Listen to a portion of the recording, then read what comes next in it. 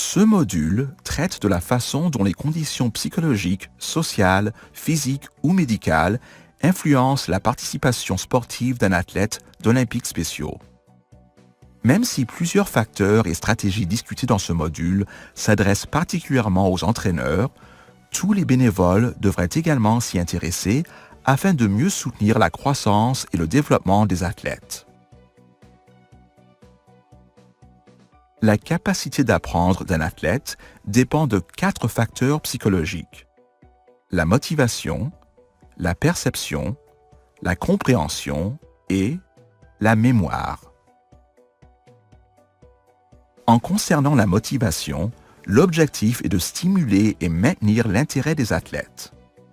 Voici quelques stratégies pour stimuler et maintenir l'intérêt des athlètes. Pour garder l'attention, les activités et exercices doivent être courts. Demandez aux athlètes de déterminer des objectifs à court terme plutôt que des objectifs à long terme, car les résultats se voient plus rapidement. Donnez immédiatement un renforcement positif pour un comportement souhaité.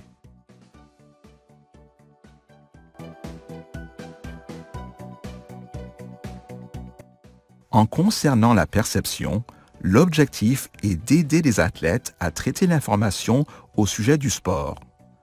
Voici quelques stratégies pour aider les athlètes à traiter l'information au sujet du sport. Si l'athlète est distrait par des stimulus externes, le déplacer dans un endroit tranquille du gymnase, de la piscine, etc., pour lui fournir des directives détaillées. Si l'athlète a une déficience visuelle ou auditive, trouvez une façon efficace d'attirer son attention.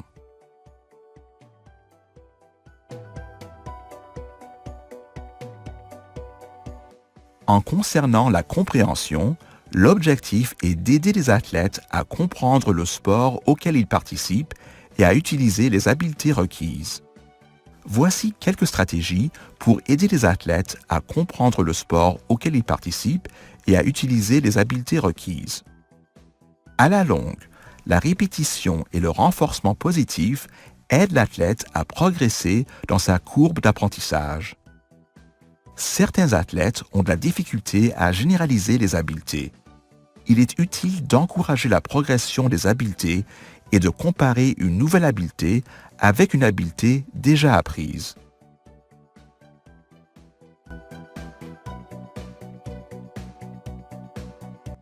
En concernant la mémoire, l'objectif est d'aider les athlètes à se souvenir d'une habileté et à l'utiliser au moment opportun. Voici quelques stratégies pour aider les athlètes à se souvenir d'une habileté et à l'utiliser au moment opportun.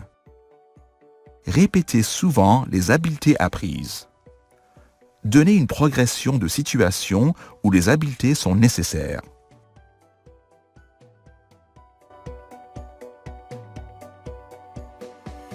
Les 3 principaux facteurs sociaux qui agissent sur les athlètes sont les compétences sociales, les occasions de pratiquer des activités physiques à la maison et le statut économique.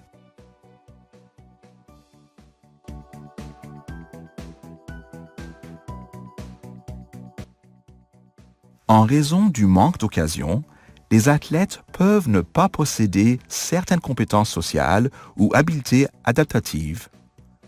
Certains athlètes peuvent éprouver des difficultés à s'adapter à de nouvelles situations ou à de nouveaux événements, notamment l'absence d'un entraîneur ou d'un coéquipier particulier. Certains athlètes peuvent éprouver des difficultés à interpréter le langage des autres et peuvent ne pas comprendre ce qu'on attend d'eux. Les athlètes peuvent avoir une faible tolérance envers la frustration et l'échec.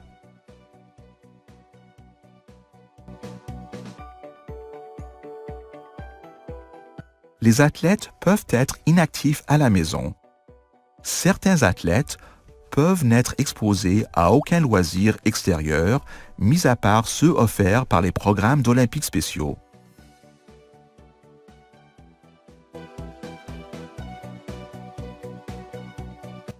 Certains athlètes peuvent ne pas avoir les moyens financiers. Cela peut avoir de nombreuses conséquences, y compris la capacité d'acheter l'équipement requis. Les athlètes peuvent être incapables de trouver un transport indépendant pour se rendre aux pratiques et compétitions. Les caractéristiques générales d'une déficience intellectuelle qui influent sur le rendement sportif sont 1. La tendance à l'embonpoint en raison d'un faible niveau d'activité. 2. Le retard dans le développement des habiletés motrices. 3. La dépense énergétique inutile. 4. Le manque de plan de match. 5.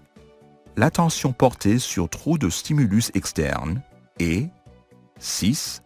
Des obstacles à la communication. Chaque athlète fait face à un ensemble unique de défis lorsqu'il ou elle fait du sport. Ce qui suit met en évidence certaines conditions que vous pourriez voir en travaillant avec les athlètes olympiques spéciaux. La liste qui suit, loin d'être exhaustive, fournit des renseignements contextuels pour vous permettre de soutenir efficacement la croissance et le développement de chaque athlète. Les personnes atteintes du syndrome de Down ont un chromosome 21 supplémentaire. Ceci conduit à la croissance anormale du fœtus et au développement d'une quantité moindre de cellules du corps et du cerveau. Il n'y a pas de personnalité type chez les personnes atteintes du syndrome de Down.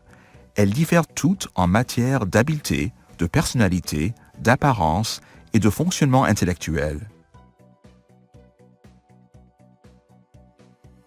Souvent, les athlètes souffrant du syndrome de Down n'ont pas d'équilibre, sont de petite stature, n'ont pas de tonus musculaire et ont des systèmes cardiovasculaires et respiratoires sous-développés.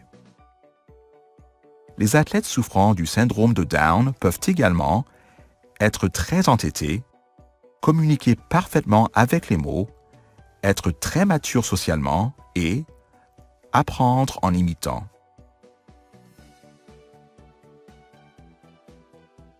Comme indiqué dans un précédent module, 12 à 22% des personnes atteintes du syndrome de Down souffrent d'une condition orthopédique appelée instabilité atlanto-axiale, qui consiste en une malformation des deux premières vertèbres cervicales.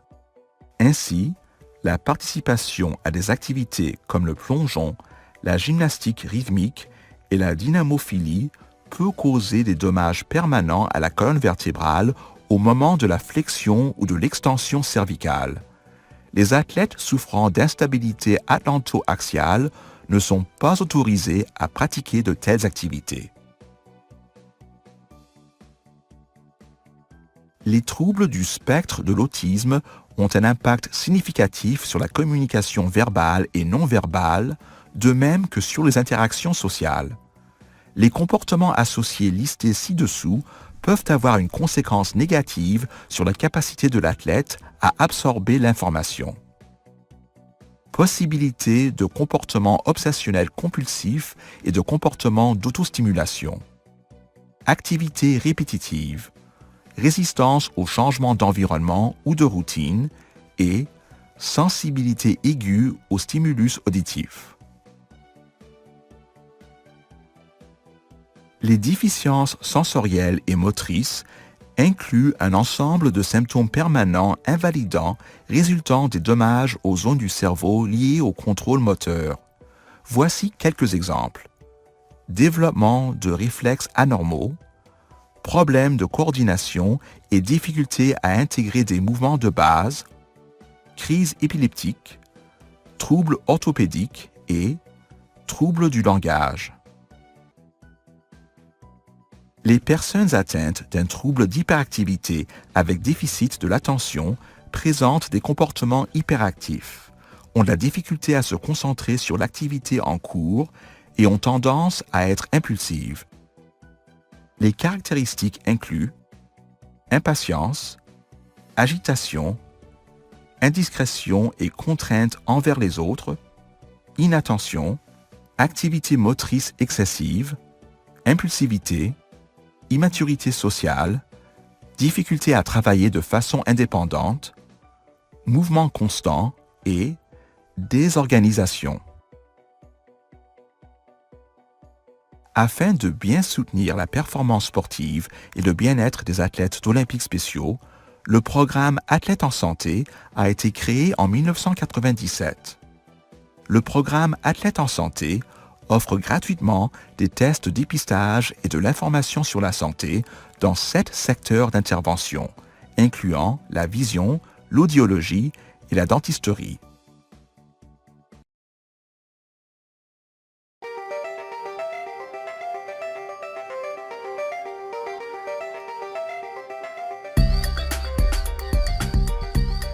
Special Olympics BC is helping athletes with intellectual disabilities live healthier lives. Today I had my eyes checked, I had my teeth cleaned today, and on top of that they had measured my pulse and my body mass index so that I get an idea of where I am and what I need to do to make myself healthier. Individuals with intellectual disabilities have unique issues around healthcare and communicating their needs. Free Healthy Athletes screenings help identify untreated issues and refer athletes to the care they need. I learned from the eyes that I didn't know that I can get special kind of glasses for me. So now I'm able to see, and now I can progress through, and I can't believe this is happening. All these people are dedicating their time and effort to doing this. This is a lot of work to do. Screenings are conducted by healthcare professionals trained to draw out issues. Many practitioners find the Healthy Athletes experience rewarding and instructive. It's a great opportunity to be involved with such a fun group of people. They're very refreshing how they're always smiling.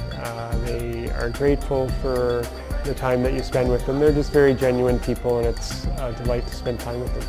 We know that helping individuals with intellectual disabilities become healthier will reduce health costs and improve their physical abilities, athletic performances, and quality of life. We've had several fun stories of kids who, just this last time in fact, had a kid who always came in second place in her races, and we found out she had severe vision problems. We corrected her vision.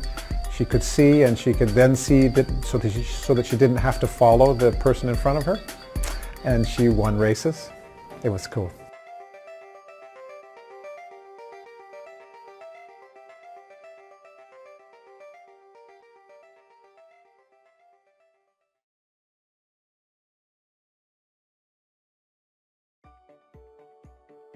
Il est important que tous les bénévoles se souviennent des facteurs psychologiques, sociaux, physiques et médicaux discutés dans ce module, afin de mieux comprendre et soutenir les athlètes d'Olympiques spéciaux.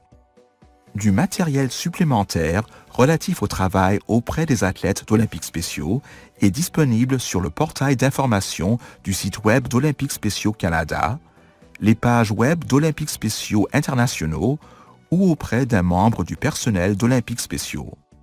De plus, les entraîneurs suivront le programme national de certification des entraîneurs, qui vise à répondre aux besoins de tous les entraîneurs, de l'entraîneur débutant à l'entraîneur en chef d'une équipe nationale.